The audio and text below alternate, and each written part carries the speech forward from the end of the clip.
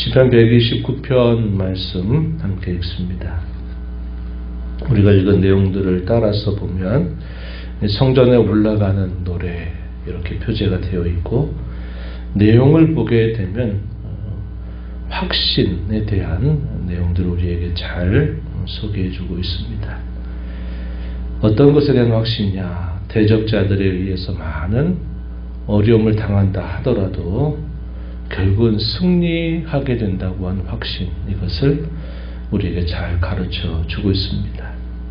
그래서 우리가 이 땅에 살아가는 동안 여러 많은 시련과 어려움을 당한다 하더라도 하나님께서 우리에게 마침내 승리를 안겨다 주신다 하는 이 확신을 가지고 살아야 할 것을 우리에게 가르쳐 주고, 또 한편으로는 우리가 하나님 앞에 예배하러 나갈 때마다 우리가 대적자들에 의해서 또 많은 어려움을 당하여 쓰러지고 넘어지는 그런 모습으로 폐잔병처럼 나아가는 자세가 아니라, 하나님께서 우리에게 함께 하셔서 이루게 하신 승리를 가지고 우리가 하나님 앞에 나아가 이러한 승리를 주신 하나님께 영광을 돌려야 된다 하는 내용들을 우리에게 잘 소개해주고 있습니다. 내용들을 한번 살펴보시면, 먼저 앞부분 1절부터 3절에 있는 내용에서는 고난과 고통, 환난의 상황을 표현해 주고 있습니다. 그리고 그럼에도 불구하고 하나님께서 마침내 구원의 은혜를 베풀어 주심으로 말미암아 하나님이 곧 모든 성도의 구원과 보호자, 승리케 하시는 분이 되신다 하는 사실들을 우리에게 가르쳐 주는 내용이 나머지 4절부터 8절 내용에 소개됩니다. 1절로 한번 가서 보십시오. 이스라엘은 이제 말하기를 뭐라고 말하는가? 그들이 내가 어릴 때부터 여러 번 나를 괴롭혔도다. 그들이 내가 어릴 때부터 여러 번 나를 괴롭혔으나 나를 이기지 못하였도다 라고 말하라, 이렇게 표현되어 있습니다. 말하라 하는 이 말의 의미는 기억하라, 고백해라, 이렇게 말하는 겁니다. 어느 한 사람만의 개인적인 특별한 고백이 아니라 하나님의 백성들 전체를 다 불러서 이렇게 너희는 여호와 앞에 고백하고 말하라, 이렇게 촉구하고 있는 편이죠. 내용적으로 뭘 말할까요? 극심한 환난을 당했다는 사실, 그럼에도 불구하고 그 환난이 우리를 삼키지 못하고 우리는 그 환난을 이겨냈다라는 사실들을 말하라고 우리에게 가르쳐주고 있는 겁니다. 여러 번 나를 괴롭혔다라고 하는 표현이 두 번씩이나 반복이 되죠. 1절 끝부분 여러 번 나를 괴롭혔다, 2절에서도 어릴 때부터 여러 번 나를 괴롭혔다. 대적자들의 계속적인 공격, 반복적인 공격을 표현하고 있는 말입니다. 이 말은 한 번, 두 번 이런 일들이 오면 이런 일들이 그저 지나가는 일이 아니라 또 어떤 방식으로든지 이런 일들은 계속 반복된다라는 사실입니다. 대적자들이 성도들 향해서 공격해 오는 방식은 크게 두 가지일 겁니다. 하나는 은밀한 혹은 달콤한 유혹입니다. 그리고 또 어떤 경우에는 강력한 공격입니다. 이런 방식으로 우리를 공격해 온다는 겁니다. 이스라엘 역사 속에서는 주변의 여러 강대국들에 의해서 이런 경험을 많이 했죠. 역사적으로는 애굽이라고 하는 큰 나라에 의해서, 그리고 후대에는 아수르라고 하는 큰 나라에 의해서, 또 바벨론이라고 하는 큰 나라, 주변에 있는 암몬이라든지 에돔이라든지 주변에 있는 여러 나라들에게 끊임없이 이스라엘은 괴롭힘을 당했다는 것을 우리가 떠올려 보게 됩니다. 성도 개인이 살아가면서도 개인적인 상황 속에 또 이런 경험을 많이 할 수 있는 것이죠. 그래서 이런 표현들은 넓게는 국가적이고 공동체적인 그런 어려움, 또 작게는 한 성도가 인생을 살아가면서 겪는 다양한 여러 어려움들, 이런 것들을 우리가 총괄적으로 생각해 볼 수 있는 표현입니다. 중요한 마지막 고백이 뭘까요? 그러나 그들이 나를 이기지 못하였다고 말하라. 2절 하반절에 이렇게 표현하고 있습니다. 이 말은 우리가 누차 생각하지만 우리 인생 가운데 고난이나 시련과 어려움, 원수의 공격이 없이 살아가는 삶은 하나도 없습니다. 우리 인생 살이에는 반드시 여러 어려움, 또 여러 시련들, 특별히 우리 믿는 성도들에게 있어서는 원수막의 끊임없는 공격들이 계속되고 있다는 사실을 당연히 전제하고 있는 겁니다. 예수님 믿어서 고난 없고 무조건 형통한 삶을 누린다? 그건 말도 안 되는 이야기라는 거죠. 그러나 문제는 뭐냐? 그런 어려움, 원수들의 공격 때문에 쓰러지고 넘어지지 않는다는 겁니다. 승리하게 된다는 사실이고, 과거의 그런 경험들이 하나하나 쌓이게 되면 나중에는 어떻게 될까요? 의연해지는 겁니다. 의연해져요. 이게 우리가 겪는 경험이 가져다 주는 우리 현재를 위한 아주 좋은 밑거름이 되도록 하나님은 우리의 걸음을 인도해 주신다는 사실이죠. 바울 사도는 성도들 향해서 이러한 확신을 가지고 살 것을 우리에게 깨우쳐 주고 있습니다. 로마서 8장 35절 말씀에 이런 말씀을 했어요. 누가 우리를 그리스도의 사랑에서 끊으리요? 환난이나 곤고나 박해나 기근이나 적신이나 위험이나 칼이라. 이 하나하나 내용들이 결코 만만치 않은 많은 어려움과 고통을 우리에게 가져다 줄 수 있는 일입니다. 그럼에도 이런 것들이 우리를 향하신 그리스도의 사랑에서 끊어낼 수 없다. 이렇게 말합니다. 8장 37절에서는 또 이렇게 말합니다. 그러나 이 모든 일에 우리를 사랑하시는 이로 말미암아 우리가 넉넉히 이기느니라. 이렇게 말합니다. 모든 성도들이 이 땅을 살면서 가지고 살아야 될 굳건한 확신의 내용을 바울 사도는 잘 가르쳐주고 있는 것이고, 오늘 우리가 읽은 이 시편의 앞부분에서도 우리에게 그런 확신을 가지고 늘 살 것을 우리에게 가르쳐주고 있다 하겠습니다. 당시에 성도들이 당하는 극심한 환난을 비유적으로 표현하는 말씀 3절에 보면 이렇게 말했어요. 밭가는 자들이 내 등에 가라 그 고랑을 길게 지었도다. 상상해 보십시오. 이게 무슨 말입니까? 농사 짓는 이야기를 하나로 빗대어서 이야기한 겁니다.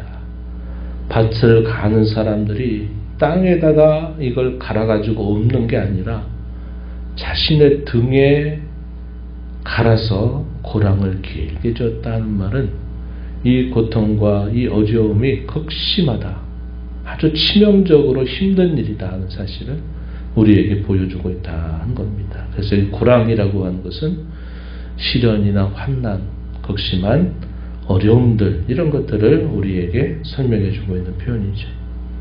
그러나 4절에서 뭐라고 말합니까? 여호와께서는 의로우셔서 악인들의 줄을 끊으셨도다. 이렇게 말해줍니다. 그리고 이 악인들에 대하여 하나님이 마침내 보응하신다는 사실을 가르쳐줍니다. 5절 이하로부터 8절까지 보면 5절에 시온을 미워하는 자들은 수치를 당하여 물러갈 것이다. 6절에서는 그들은 지붕의 풀과 같아서 자라기 전에 말라버리고 말 것이다 하는 사실을 말해줍니다. 7절에 이런 것은 베는 자의 손, 묶는 자의 품에 차지도 아니한다 하는 말, 이게 무슨 말입니까? 이 악인들이 아무리 득세하고 또 그들이 힘을 자랑하는 것처럼 보여도 하나님 앞에서는 아무것도 아닌 것들이 지나지 않는다. 이것을 우리에게 잘 비유를 통해서 설명해 주고 있는 것입니다. 마지막 절에는 그들은 모든 복으로부터 다 제외될 것이다 하는 사실이죠. 우리가 앞서 읽은 168편 내용에 여호와의 복에 대한 제사장의 선언이 소개되죠. 이런 모든 복으로부터 그들은 다 지배될 것을 말해주고 있다는 것입니다. 대적자들에 대한 하나님의 의로우신 심판, 또 자기 백성들을 향한 하나님의 의로우신 붙드심, 이것이 대조를 이루게 된다는 사실을 보여줍니다.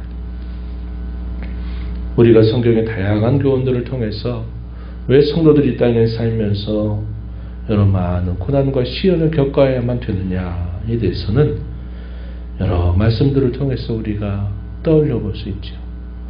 예수님께서 우리에게 말씀하신 바, 너희가 세상 가운데 미움을 당하는 것은 너희가 이 세상에 속하지 않고 나에게 속해 있기 때문이다. 하나님의 나라에 속한 자가 되었기 때문에 세상이 우리를 미워한다. 그 이유를 말씀해 주셨습니다.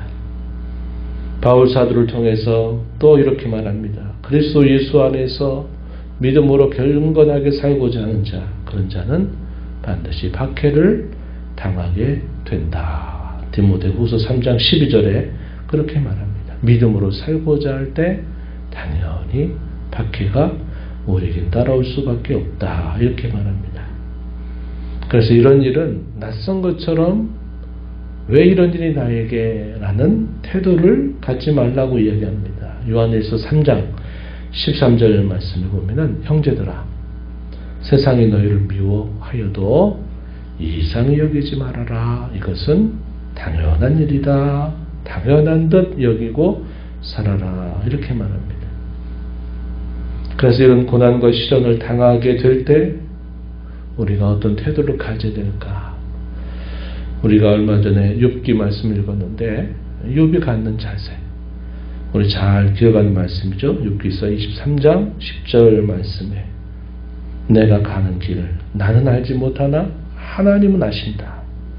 그가 나를 단련하신 후에는 내가 순금같이 되어 나올 것이다.